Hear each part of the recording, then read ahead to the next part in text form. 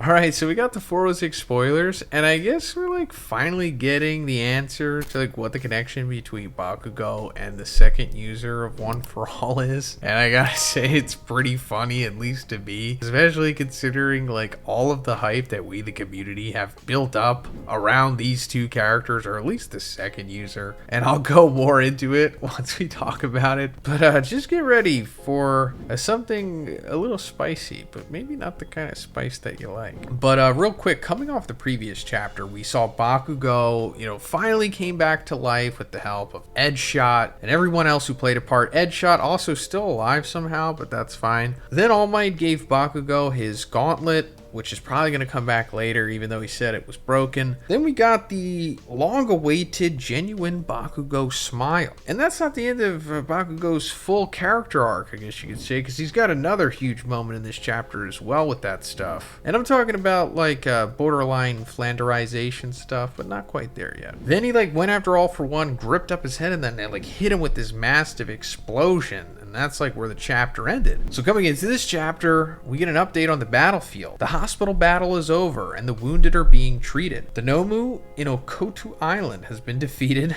Toru and Aoyama are freeing everyone from the plant, and they're still fighting Gashly on Takoba Arena. So for the hospital battle, I guess they're talking about what's going on with Shoji and Spinner. That's fine. But as for the Nomu and Okotu Island, like, how were they defeated? They were like way too powerful for anybody that was there. I guess Gang Orca dug deep and took care of them with his Orca terrorists. If anybody knows what I'm talking about when I say Orca terrorists, let me know in the comments. And yeah, Aoyama and Toru, or Hagakure, defeated, what was that guy's name? Kunita? He was like the plant Logia quirk guy. And then this Ghastly guy, I don't know if we've seen him before. Apparently he looks like this. The Ghastly Crumb Tinnies. It looks like something from the Babadook. But apparently he's fighting against Ryukyu and Ojiro. So I guess that's going to be another fight that's going to be off screen. Then we come back to it eventually. I don't know. Hound Dog and Ketsubutsu folks have captured Skeptic.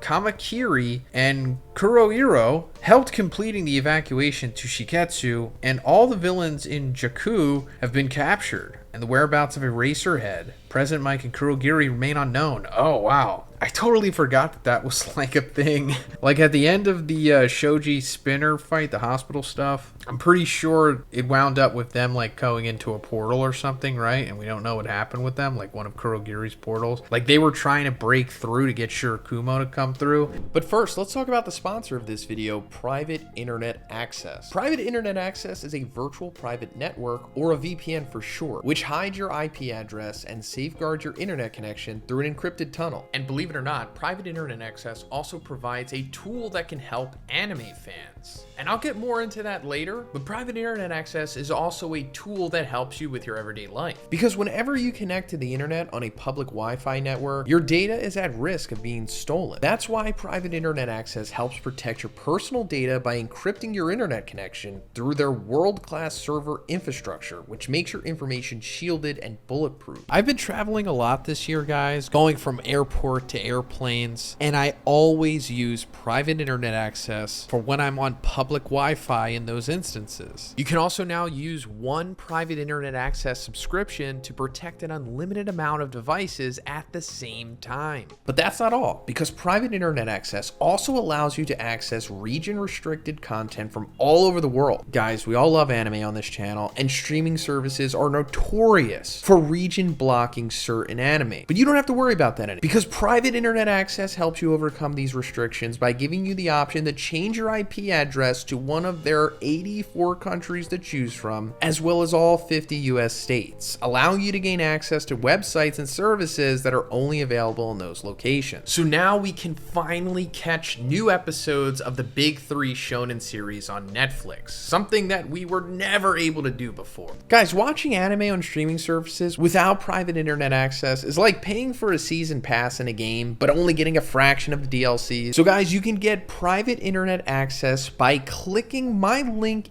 in the description. And by doing that, you're also going to get an 83% discount on private internet access. That's just $2.03 a month. And you'll also get 4 extra months completely free. Thanks, guys. And I still do fully think that's going to happen. Like, when we see the 3 of these come back, it's going to be like Shirakumo in his human form again, which I'm on board with. I mean, in my opinion, that's what this is all leading to, right? So let us just have our moment. Come on, Horikoshi. If you just straight up let All Might live, almost breaking the fourth wall by explaining us to why he has to live, just bring Shirakumo back. No strings attached. Just let him be a human. Have all of his quirk powers and everything. Come on, Aizawa has literally been depressed this entire series because of that. At least give him something. He lost his freaking leg. And an eye. Let him have his boyfriend back. Come on. We see Nagant lying on top of that building. She remembers Rocklock saying that the plan hinges on their faith in Deku and thinks Izuku Midoriya.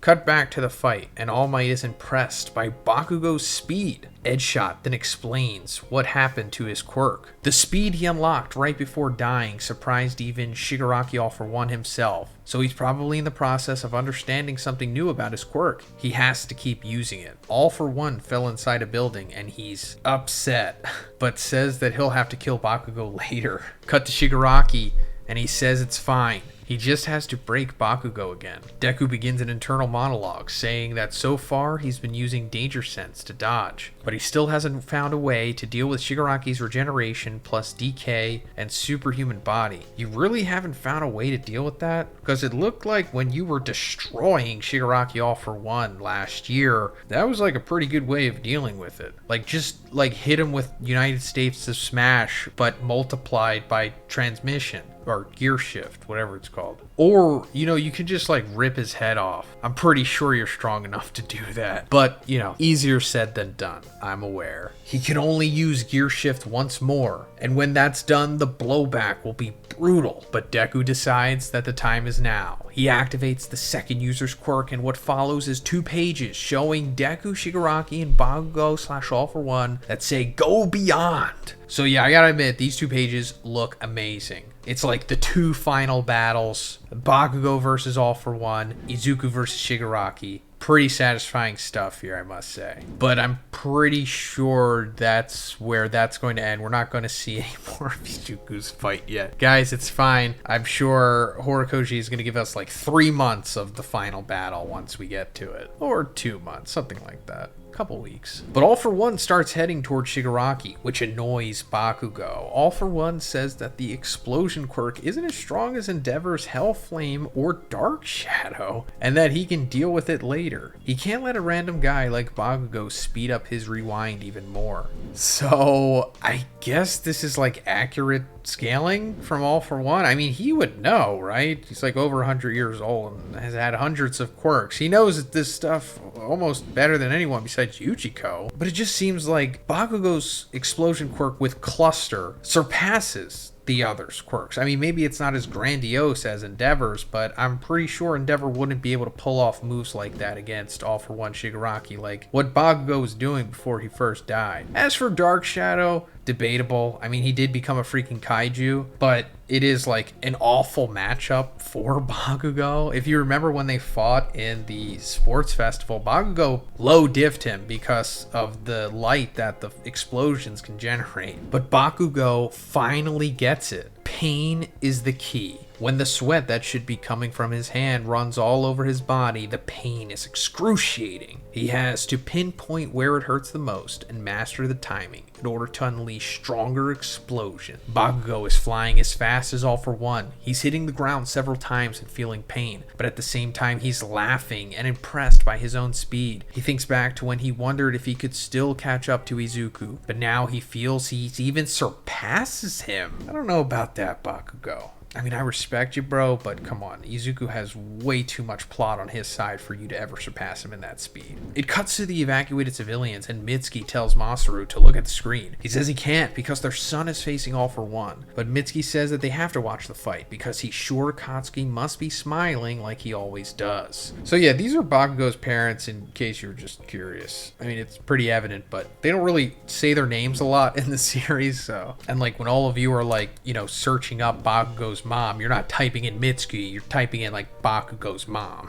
All for One is baffled. Why is this random guy making him angrier than All Might? And that's when it clicks. It's because he looks like the second One for All user. If you're looking for Yoichi, Mr. Demon Lord, he's already gone. You killed him, says the second in a flashback. And that's why he's so angry. If the second user hadn't reached his hand to Yoichi, none of this would have happened. It's all your fault, Kudo, shouts All for One. Are you getting senile? I'm the one and only Kachan Bakugo. End of chapter. So that's what I was talking about in the beginning. Another big, you could call it a character arc moment for Bakugo. Is this like the first time he refers to himself as Kachan? Kachan, by the way, is like Izuku's pet name for Bakugo. I mean, maybe, I don't know, in like a light novel or something, he says it. I don't know. But to the best of my memory, I think this is like the big moment. And of course, fitting, you know, it's the end of the series. But let's get to the big thing here.